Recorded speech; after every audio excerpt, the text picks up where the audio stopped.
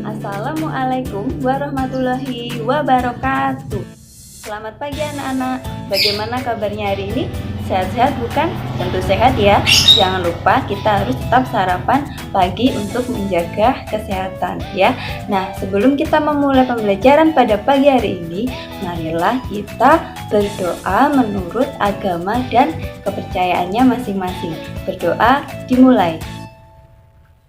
Selesai. Ya, baik anak-anak, sebelum kita memulai pembelajaran pada pagi hari ini, Ibu akan mengingatkan sebuah pesan. Jangan lupa kita harus tetap menerapkan protokol kesehatan, yaitu dengan mematuhi 3M. Apa aja itu? Iya, yang pertama kita harus mencuci tangan, yang kedua memakai masker, dan yang ketiga menjaga jarak.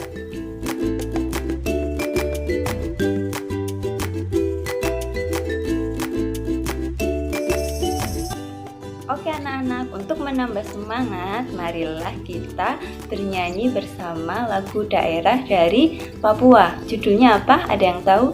Iya, judulnya yaitu lagu Apuse. Mari kita bernyanyi bersama-sama. 1, 2, 3.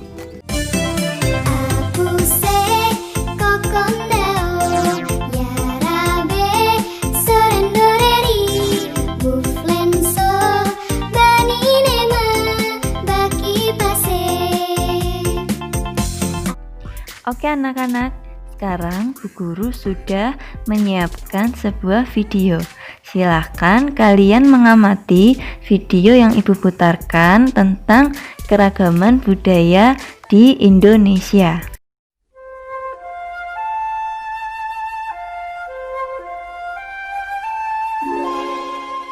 Inilah Indonesia, negeri bersahaja yang terjalin dari 17.000 lebih gugusan kepulauan, membentang bagaikan untayan batu zamrud.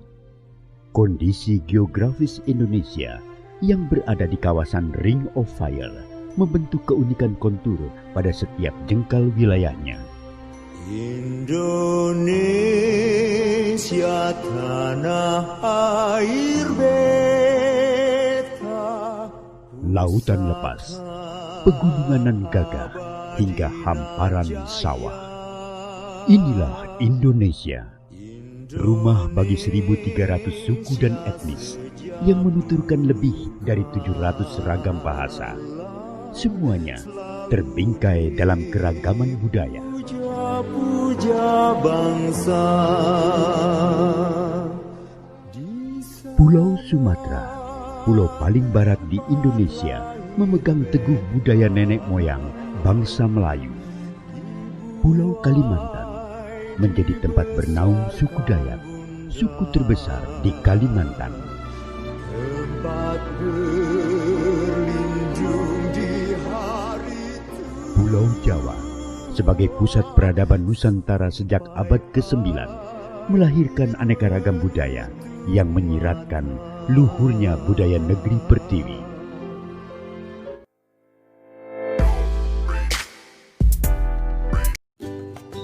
Baik, setelah anak-anak menyimak video di atas, Ibu ada pertanyaan nih. Yang pertama, perbedaan apa aja sih yang ada di Indonesia? Kemudian yang kedua, bagaimana sikap anak-anak terhadap perbedaan-perbedaan itu? Kemudian yang ketiga, Indonesia terdiri dari beragam suku bangsa. Nah, suku bangsa apa sajakah itu? Anak-anak, sekarang bacalah teks bacaan suku bangsa di Indonesia berikut ini.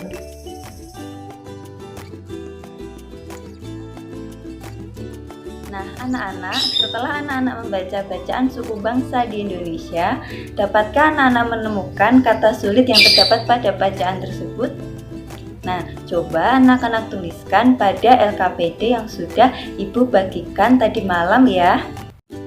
Kemudian, diskusikan apa saja pokok pikiran yang terkandung pada setiap paragraf pada bacaan teks di atas. Nah, silakan anak-anak diskusikan melalui WhatsApp grup ya, dan sesuai LKPD yang sudah Ibu bagikan. Oke anak-anak, sekarang mari kita bahas kata sulit pada bacaan di atas. Yang pertama yaitu ada slogan. Slogan merupakan kalimat pendek yang menarik dan mudah diingat. Kemudian yang kedua ada sensus penduduk. Sensus penduduk merupakan penghitungan jumlah penduduk dalam jangka waktu tertentu oleh pemerintah. Kemudian yang ketiga, adat. Adat merupakan aturan atau kebiasaan yang telah dilakukan sejak dahulu. Baik anak-anak, pada kegiatan sebelumnya kita sudah mengetahui bahwa Indonesia memiliki keragaman suku bangsa. Nah, keragaman suku bangsa membuat cara hidup dan kebiasaan kita berbeda-beda. Nah, salah satunya yaitu pada alat transportasi. Baik, di antara anak-anak semuanya, pernahkah kalian melihat alat transportasi pada slide berikut ini? Coba simak baik-baik ya. Nah, coba anak-anak perhatikan gambar-gambar pada slide itu. Yang pertama itu ada pedati kerbau, yang kedua ada pedati sapi, kemudian yang ketiga ada bendi. Pernahkah kalian melihat ketiga alat transportasi tersebut? Nah, setelah anak-anak mengamati gambar bendi, gambar pedati sapi, dan gambar kerbau pada slide sebelumnya, dapatkah anak-anak mencari apa saja sih persamaan pada ketiga alat transportasi tersebut? Nah, kemudian apa yang terjadi jika kuda menarik bendi? Lalu bagaimana hal itu bisa terjadi? Kemudian apa yang terjadi saat sapi menarik pedati? Lalu bagaimana hal itu bisa terjadi? Silahkan diskusikan bersama-sama. Nah, jawaban yang pertama yaitu bendi dapat bergerak maju karena bendi ditarik oleh kuda menggunakan kekuatannya. Kemudian pedati dapat bergerak maju karena pedati ditarik oleh sapi menggunakan kekuatannya.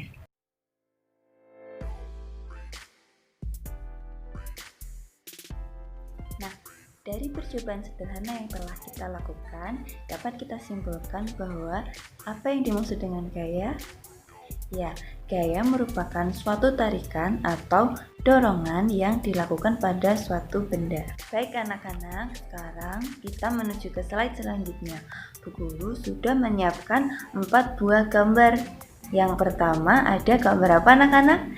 Ya, yang pertama ada gambar orang sedang bermain tarik tambang. Kemudian yang kedua ada gambar kerajinan gerabah, proses membuat kerajinan gerabah.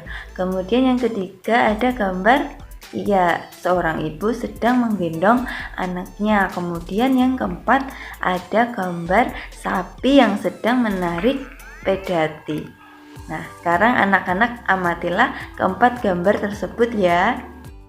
Sekarang setelah anak-anak mengamati 4 gambar tadi, coba diskusikan pertanyaan dari Bu Guru. Yang pertama, apa sih yang dimaksud dengan gaya otot? Kemudian yang kedua, bagaimana pengaruh gaya otot terhadap benda yang dikenai oleh gaya tersebut? Ini sesuai dengan pengamatan anak-anak tadi ya. Nah, jawabannya silahkan dikerjakan melalui WhatsApp group. Baik anak-anak, mari kita bahas bersama. Apa yang dimaksud dengan gaya otot? Ya, jawabannya gaya otot merupakan gaya yang dilakukan oleh otot-otot tubuh kita. Lalu, bagaimana pengaruh gaya otot terhadap benda yang dikenai gaya pada setiap gambar di atas? Ya, jawabannya adalah yang pertama, membuat benda yang semula diam menjadi bergerak. Kemudian, yang kedua, benda bergerak menjadi diam. Yang ketiga, mengubah arah gerak benda. Yang keempat, mengubah bentuk benda. Yang kelima, mengubah posisi benda. Anak-anak, gaya mempunyai banyak jenis sesuai dengan sumber yang melakukan gaya. Apa saja macam-macam gaya berdasarkan sumbernya? Ya, macam-macam gaya berdasarkan sumbernya yaitu ada 6. Yang pertama gaya otot, yang kedua gaya listrik, yang ketiga gaya magnet, yang keempat gaya gravitasi, yang kelima gaya gesek, kemudian yang keenam gaya pegas.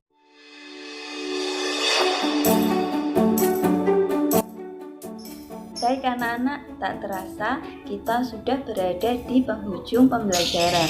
Nah, sekarang waktunya kegiatan refleksi. Ibu akan memberi beberapa pertanyaan untuk kita refleksi pada hari ini ya. Yang pertama, pembelajaran apa saja yang kalian dapatkan pada hari ini? Kemudian yang kedua, materi mana yang menurut anak-anak itu menyenangkan? Kemudian yang ketiga, materi mana sih yang dirasa masih sulit? Nah, silakan anak-anak jawab pada WhatsApp grup ya.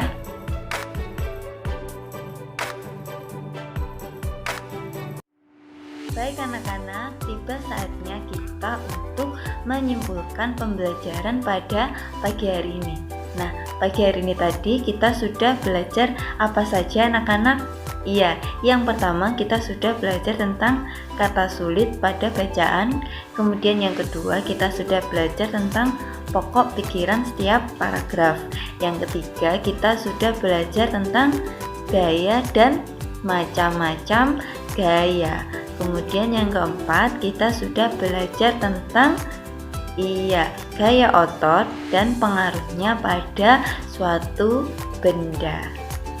Baik anak-anak, sebelum Ibu menutup pembelajaran pada pagi hari ini, tak lupa dan tak hentinya Ibu Guru mengingatkan kepada anak-anak semuanya untuk tetap mematuhi protokol kesehatan. Jangan lupa sarapan, jangan lupa makan yang teratur, istirahat yang cukup, dan jaga kesehatan. Nah, sekian pembelajaran dari Ibu pada pagi hari ini. Kurang lebihnya Bu Guru mohon maaf. Wassalamualaikum warahmatullahi wabarakatuh.